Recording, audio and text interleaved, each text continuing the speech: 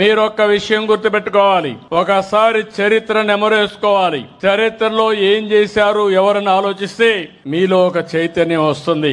భవిష్యత్తుకు మన ప్రణాళికలు తయారు చేసుకునే పరిస్థితి రావాలి. మీరు ఒకసారి చూసినప్పుడు తెలుగుదేశం పార్టీ వచ్చే వరకు వెనుకబడిన వర్గాలకు న్యాయం జరగలేదు. ఈ రాష్ట్రంలో నేను గర్వంగా చెప్పగలుగుతున్నా, వెనుకబడిన వర్గాలకు న్యాయం చేసిన ఏకైక పార్టీ, చేస్తున్న ఏకైక పార్టీ తెలుగుదేశం పార్టీ.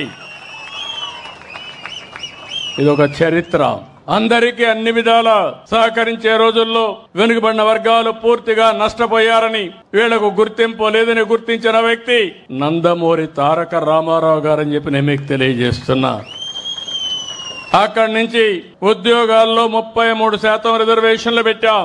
అదే మాదిరిగా ఏవైతే స్థానిక సంస్థల్లో 33% రిజర్వేషన్లు పెట్టాం. ప్రత్యేకమైన కార్యక్రమాలకు బీసీలు తీసుకొచ్చాం.